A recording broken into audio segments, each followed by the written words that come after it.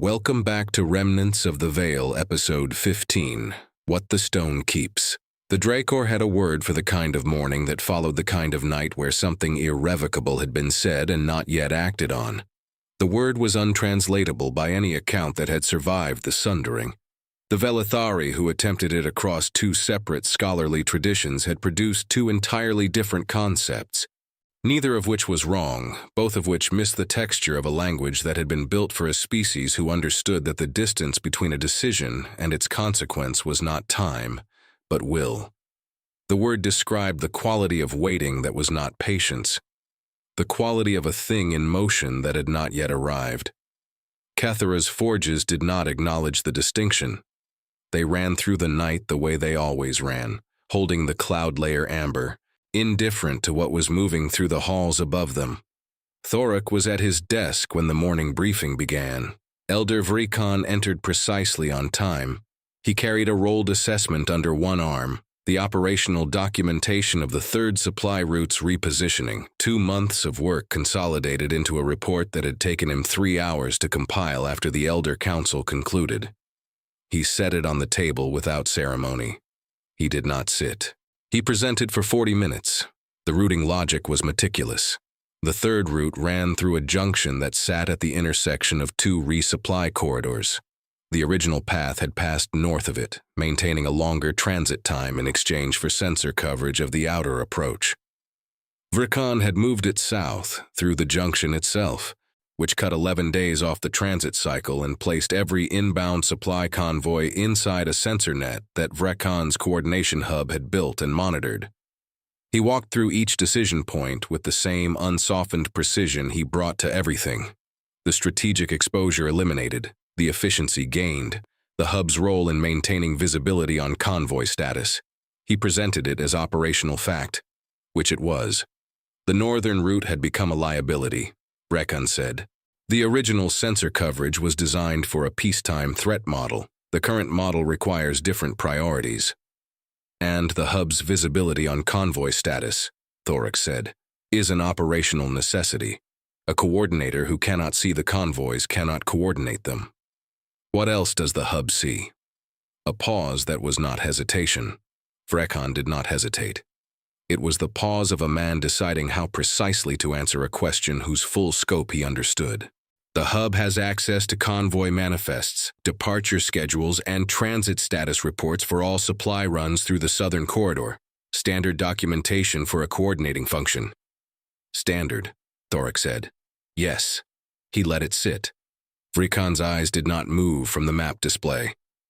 The briefing is complete, Thorruk said. Vrikon gathered his documentation and left. The door closed without sound. Thorruk looked at the display for a moment. The southern corridor, the junction, the 12 dots of Korvan positioning in the Thresh corridor above it. Then he rose and went to find Elder Sorvak. Sorvak was in the lower council room, alone at the stone table where he had been when the Elder Council concluded the night before. He had a cup of something that had gone cold. He was not looking at it. He looked up when Thorruk entered. He did not rise. Thorruk sat across from him. The morning light through the narrow windows was gray-amber, the forge haze diffusing it before it reached the stone. "Tell me what you have," Thorruk said. Sorvak reached into the document case at his side and placed 3 items on the table. He did not arrange them. He set them down in the order he pulled them out, and then put his hands flat on the stone, which was how Thorruk had seen him sit at every assembly in 40 years of service, hands flat, weight steady, fully present. The first document, the rank advancement authorization. Sorvak had obtained the original filing from the administrative record, not the copy that had passed through Vrikon's coordination hub. The 2 documents had different timestamps. The original filing had been dated 11 days before Thorruk's return, not on the day of return as the copy in the hub's records showed. The rank had been authorized before Vrikon knew whether Thorruk was coming back at all. He predated the return, Thorruk said, by 11 days.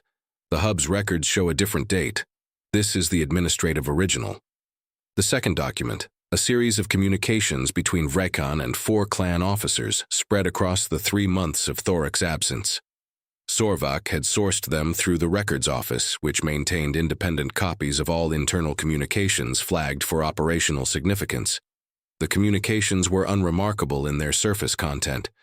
Logistics updates, resupply confirmations, routine coordination. What was not routine was the pattern. Each of the 4 officers had received at different intervals communications that contained what appeared to be operational guidance but read, if you laid them side by side, as a sequence, each one establishing a small authority, a small precedent. The logistics officer who now confirmed convoy departures through Vrekon's hub rather than the direct command chain. The senior fleet coordinator, newly ranked, whose operational reports routed to the hub before reaching the command record. A border station commander who had received updated protocols for emergency authority escalation that specified Vrekon's position as the chain of command in the event of warlord incapacitation. That last one. Thorruk read it twice. Emergency authority, he said. Specified Vrekon by position, not by name. So it would survive any personnel change in that role. The protocol is, structurally, correct. In the event of warlord incapacitation during active operations, a chain of command must exist. He simply wrote himself into it. By position. Yes. So it reads as standard operational planning. It reads as standard operational planning, Thorruk said, to someone who has not read the other 3 documents in the same sequence. The 3rd document was not a document. It was a list in Thorvuk's own hand. The 7 positions within Clan Thorruk's institutional structure that were now held by officers who had received the communications. The fleet coordinator, the border station commander, 2 logistics officers, a senior supply route auditor, the officer responsible for maintaining the documentation of the Thresh Corridor's sensor infrastructure, and the administrator of the primary records office, the administrator of the records office. He built the house and put himself in charge of the archive, Thorruk said. He did not do it violently, he did it correctly within the scope of his delegated authority across 3 months of careful work. Each decision individually justifiable, collectively a structure. What was he planning to do with it? Thorruk looked at him with the patience of a century. I cannot read the intentions of a man who is not present. What I can read is what the structure does. In the event of your death, the clan would have continued to function. The supply lines would have moved. The convoys would have departed. The records would have been maintained. And the chain of authority escalation would have resolved through entirely legitimate appearing mechanisms to the man who had built all of it.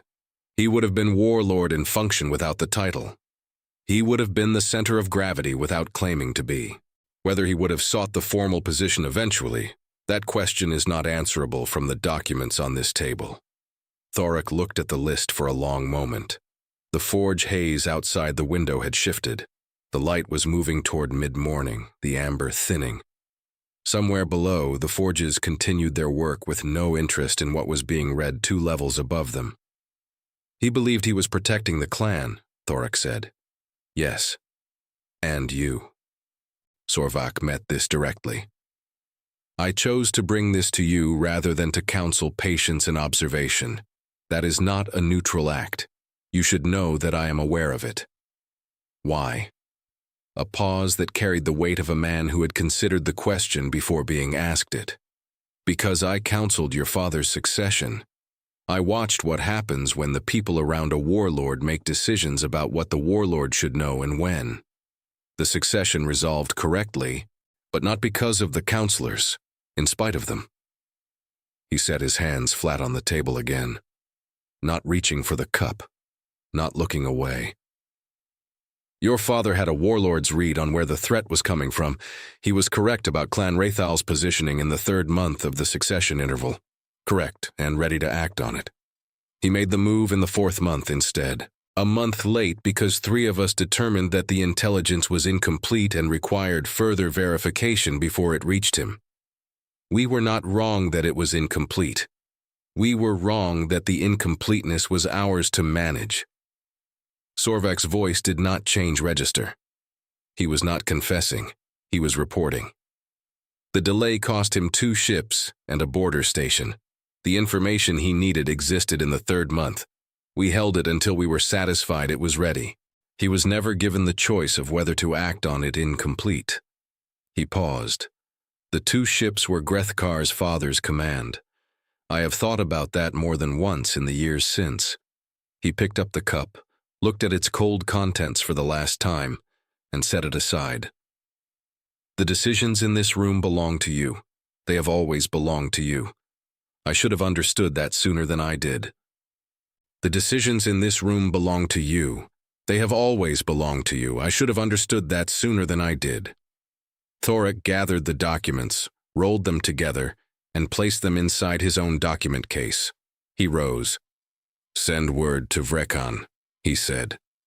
The courtyard. Midday. Sorvak looked at him. He did not ask the question. "Understood," he said. The Thresh corridor assessment was completed before midday.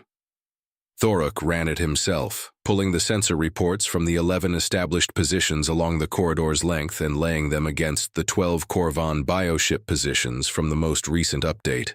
The positions had shifted, not dramatically, not in any way that would read as aggressive movement on the daily assessment. In aggregate, across 14 days, the shift was measurable. The drift was inward, slow, patient. He had 16 confirmed loyal ships, 3 in resupply, 12 Korvan bioships in the corridor, and the collective's response capacity behind them was not a number he could calculate from any data available to him on Kethara. The Thresh corridor had been 20 years of patient infrastructure, 11 sensor positions, 3 resupply stations, the kind of work that appeared in quarterly maintenance records rather than campaign histories, because it was the work that made campaigns possible. The quiet institutional investment that meant his fleet could operate in the mid-rim for extended periods without the logistical constraints that limited the reach of less patient commanders. He had built it the same way he had built everything, one decision at a time, each decision individually small, collectively something that mattered.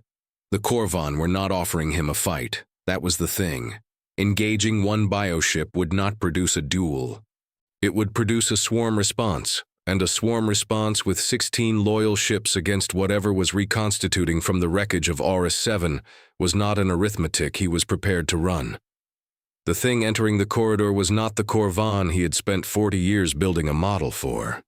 It was something that had come through catastrophic loss and was still moving, still coherent, still positioning.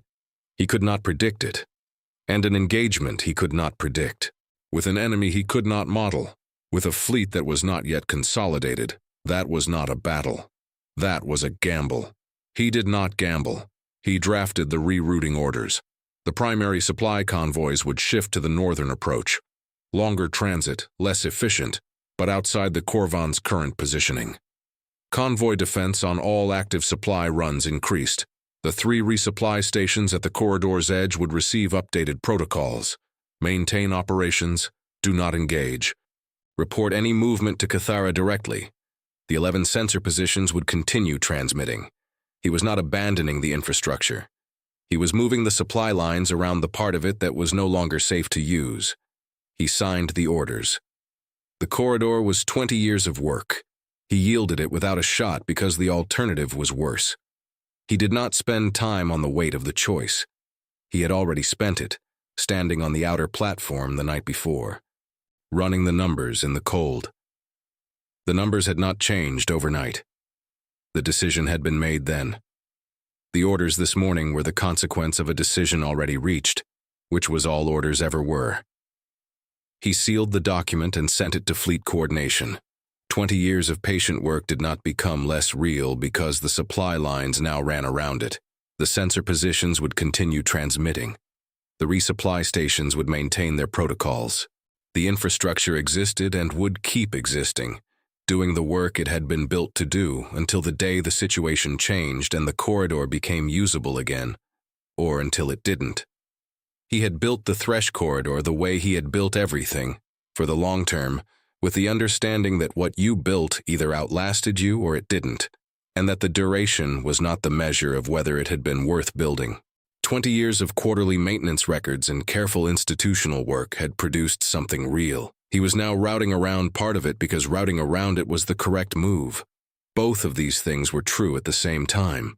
He had no difficulty holding them together. Then he went to find his warhammer. Elder Vrekan was in the courtyard when Warlord Thorruk arrived. He had come without attendants. He stood in the center of the courtyard's lower level, the wide stone floor where the assembly had formed the morning before, the same flags worn smooth by 3,000 years of boots and ceremony and the accumulated weight of occasions that required a certain kind of space. His two-handed sword was in his hand. He had not drawn it. The blade was still sheathed, the hilt resting in his grip with the ease of a man who had carried this weight long enough that it had become a natural extension of his arm. The clan had gathered at the courtyard's edges. Thorruk had not ordered this. He had not needed to. The word had moved through the fortress the way consequential words always moved, not announced, not formally transmitted, simply known, because a fortress of this size had its own nervous system and it had understood what a midday courtyard summons from the warlord meant.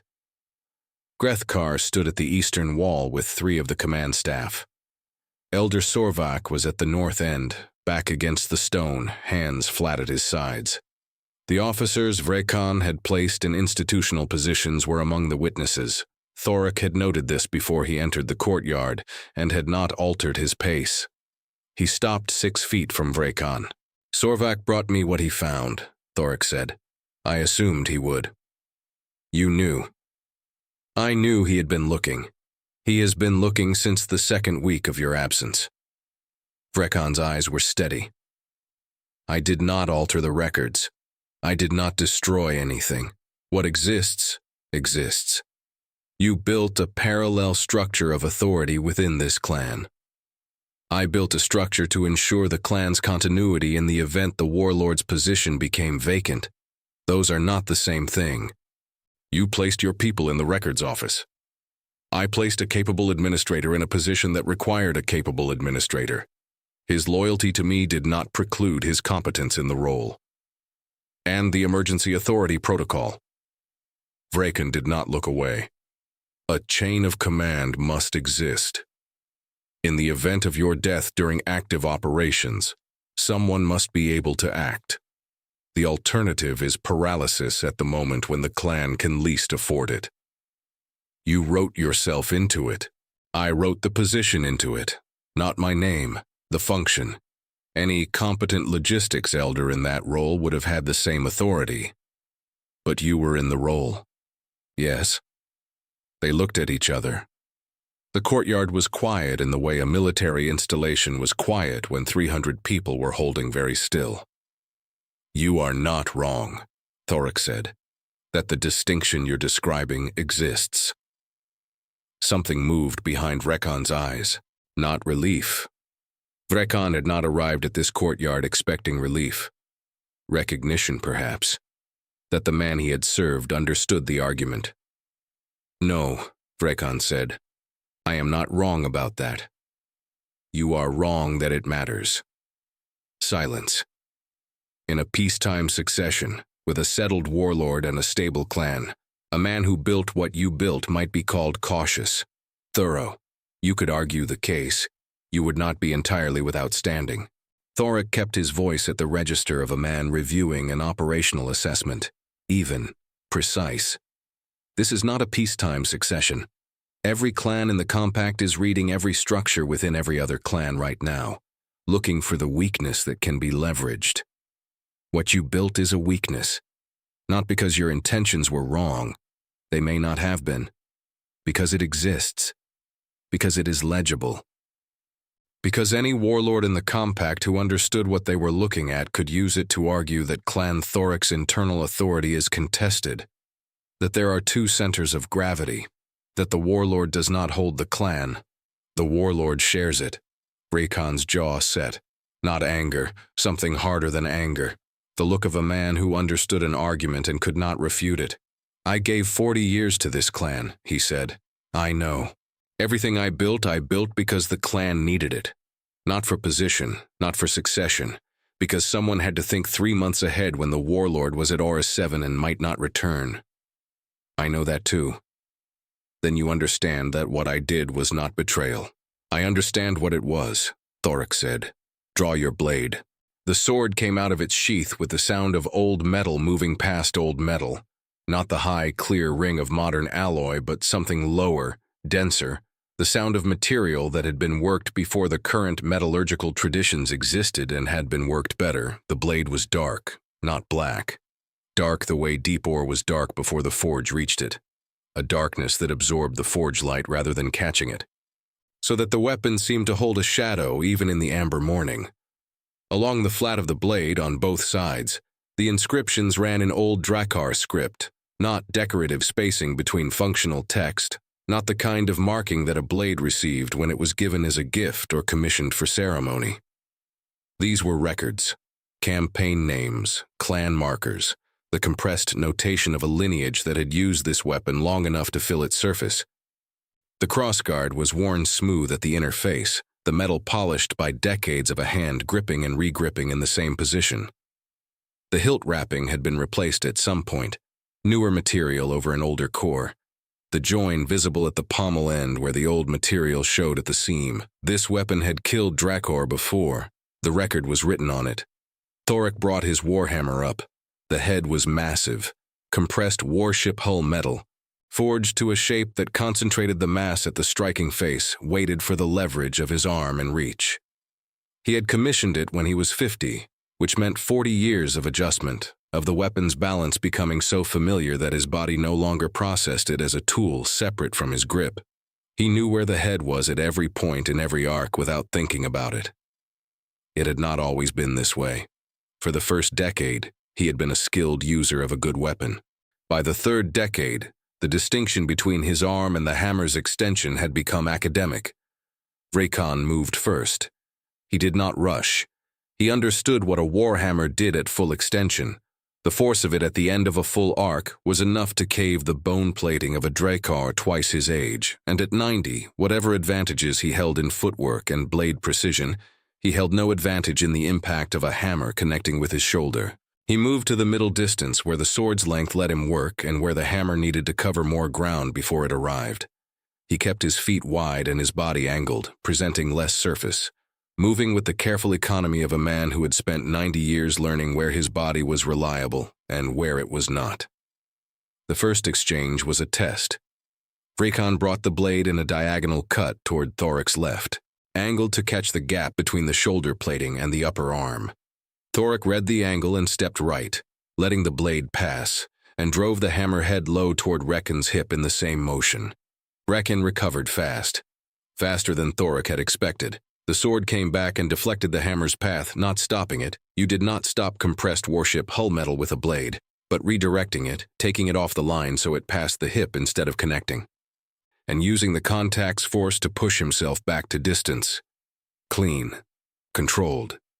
The kind of deflection that required not strength but angle, and the precise knowledge of where the angle needed to be. They reset. Thorruk revised his assessment. The second exchange lasted longer. Rekhan moved around the courtyard, using the space the way Thorruk had read in the positioning from his second week of deployment observation, counterclockwise, maintaining his strong side, keeping the blade between them. The inscriptions on the flat of the sword caught the forge light as the blade turned, a brief amber flash against the dark metal, and then the shadow returned. Thorruk drove forward twice, trying to bring the hammer inside the sword's effective range where the blade length became a disadvantage rather than an asset. Both times Rekhan gave ground, not retreating, repositioning, using the courtyard's depth to stay at the distance he wanted. Then Vrekhan came to him. It was not what Thorruk had expected, which was why it worked. The blade came in two movements that read as a single one, a feint toward the right shoulder that pulled Thorruk's weight that direction, and then the actual cut, low and diagonal to the left arm, inside the angle where the hammer couldn't intercept without Thorruk reversing his weight transfer mid-motion. He reversed it anyway. He was half a second too slow. The blade found the gap below his left shoulder plating. Not deep. The bone plating took the edge before it reached the joint, the impact blunted by the angle of the deflection. But it landed. A thin line of amber opened across the upper arm. The courtyard did not move. Thorruk felt the arm before he did anything else. Fingers first, grip intact, the warhammer still in his right hand where it belonged. Wrist, rotation present. Elbow, full range. The bone plating had caught the blade before the joint. Shoulder, rotation compromised, not eliminated. The assessment ran in less than 3 seconds, and he was still moving while it completed. He did not stop. Stopping was information he was not prepared to give. The cut was not deep. The bone plating had done its work, taking the blade's angle and redirecting most of the force before it reached the joint beneath. But a full swing on the left side at the apex of the arc, the moment where extension was maximum and the joint bore the hammer's weight before the force transferred to the head, would cost him something. A fraction of a second in the return. He adjusted his stance without ceremony, weighting his right side slightly, redistributing the working axis. The adjustment was already running before Vrekhan finished reading what remained. First blood on Ketharan stone. The amber on the stone was visible from the courtyard's edges. He knew this without looking because he knew the sight lines and because the quality of the silence had changed. It had not grown louder. It had grown denser. 300 people holding the same breath. Elder Sorvak at the north wall, hands flat, face unchanged. The officers Vrekhan had placed among the witnesses, he registered their positions without looking directly at any of them, showing nothing, which was itself a kind of information about the man who had trained them. Vrekhan was watching him, not pressing the advantage, reading the response. This was the correct call. A wounded Drakkar who charged on first blood was predictable. A wounded Drakkar who stepped back and assessed was recalculating, and Vrekhan understood that a man who was recalculating was not the same man he had cut a moment before. Thorruk gave him nothing to read.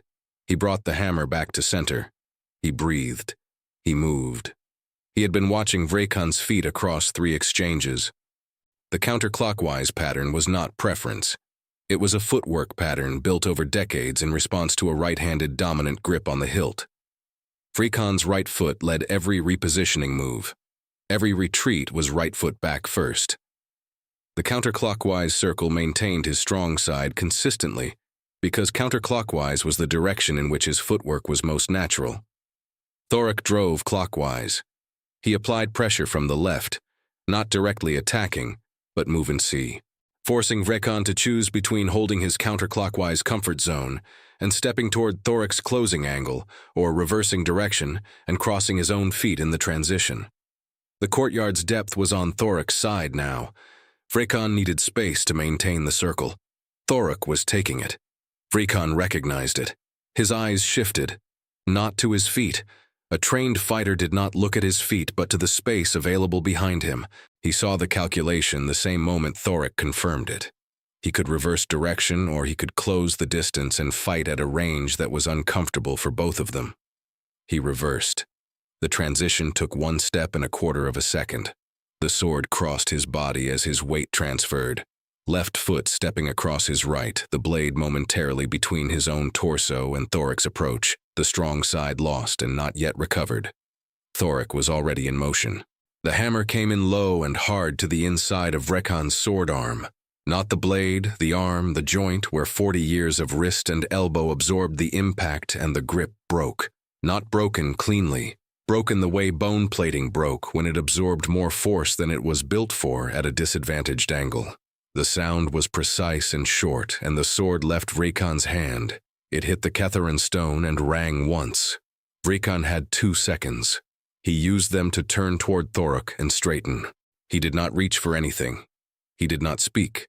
The hammer came a second time and it came to the temple, the joint between the plating and the ridge where the bone was thinnest, where the angle from above was cleanest at this distance, where 40 years of knowing exactly where the hammer's head was at every point in every arc produced not hesitation, not choice in the moment, just the calculation already complete before the motion began.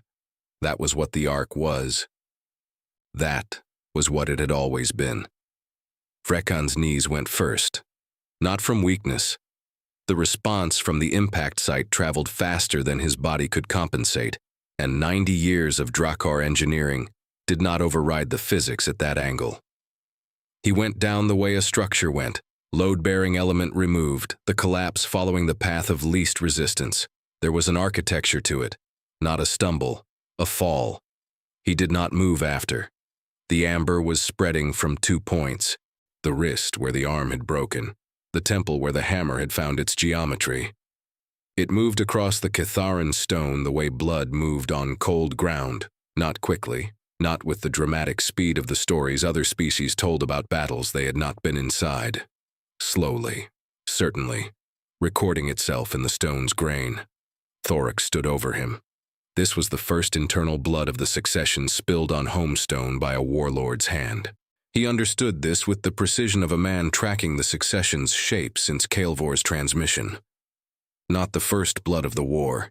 There would be more on other ground, belonging to clans other than his own. But this category of event had a weight in the Compact's history. The other 4 warlords would receive word before morning. They would read it and add it to their calculations. What a warlord did inside his own clan on his own ground was not a declaration of anything beyond his own house, but it was visible, and what was visible became material, and the succession war was built from material. He had made a statement with this courtyard.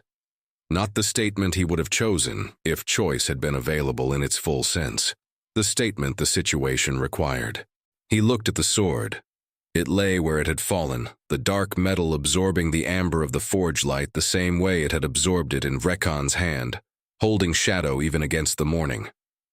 The inscriptions ran along the flat of the blade, campaign names, clan markers, the compressed notation of a lineage that had served in good faith across a very long time. He could read some of the old script.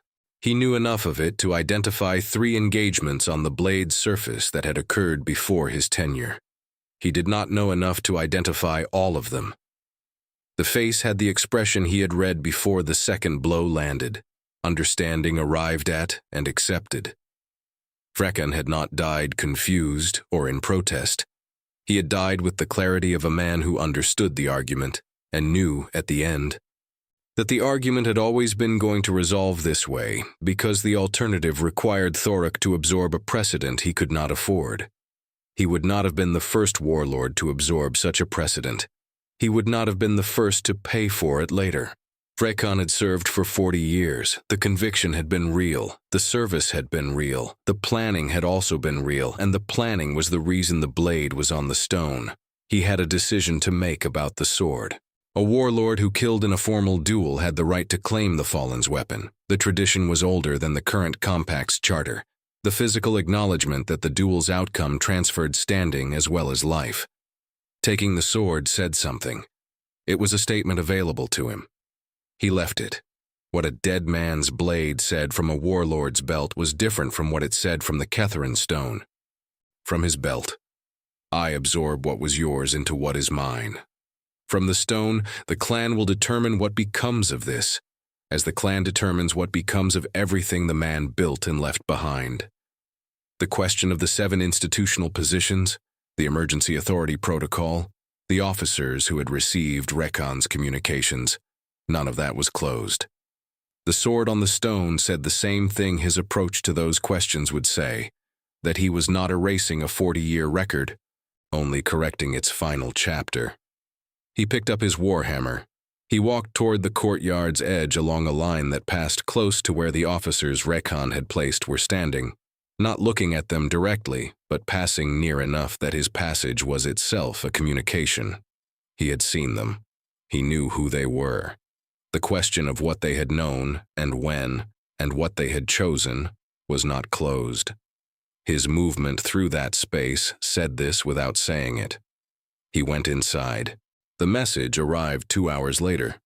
Grethkar brought it personally, not a runner, not through the communication chain that passed documents through 3 handlers before reaching the command room. Grethkar came himself, which meant the content was something he had read and decided the warlord needed to receive without any intermediate delay or filtering. He handed it over at the door and withdrew. Warlord Thorruk read it standing. Warlord Veskar had filed a formal territorial claim on the Voran Junction, the hyperlane junction between Clan Vesk's approach corridor and the primary transit route through Clan Drenek's outer territory. The claim had been filed on open interclan channels using the standard succession period territorial notification format, which meant every warlord in the compact had received it simultaneously. Not a declaration of war. The format did not permit that reading, and Veskar would have known the precise reading that the format permitted. A statement of position, a marker placed on a map that every other marker would now have to position itself relative to. The second item was attached directly below the first. Clan Vesk had moved a fleet element, 7 ships per the positioning report, to the edge of Clan Thorruk's outer approach, not into Clan Thorruk's space, to the edge of it, standing off, visible on sensors, within communication range. A presence, deniable as anything more than routine patrol movement if challenged formally, legible as something other than routine patrol movement to anyone who had read the junction claim in the same transmission.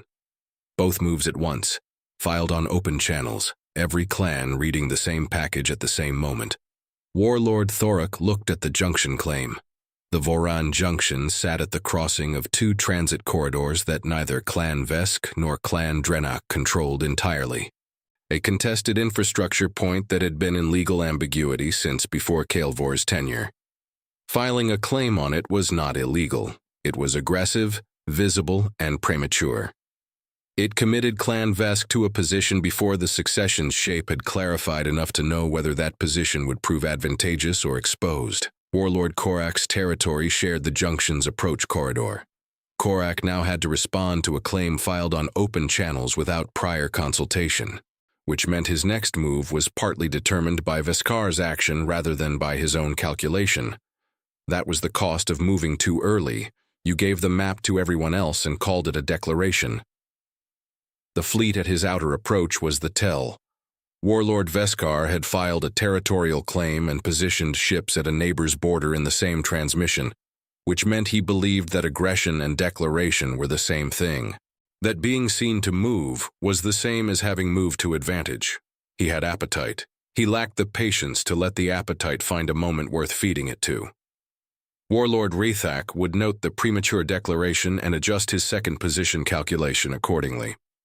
Warlord Morvak would note all of it from the quiet position of a man who had spent 2 succession intervals ensuring he was never the one who had moved too early, and Thorruk had work ahead of him. The 7 positions in Clan Thorruk's institutional structure, the emergency authority protocol, the systematic accounting of everyone who had received Vrakon's communications and what they had understood themselves to be committing to. The Voran junction claim had created a clock. Veskar's premature move would force responses, and each response would produce new positions, and the succession war's shadow was thinning. He would need the clan consolidated before it disappeared entirely. He said nothing. He went inside. End of episode 15. And thank you for licenting.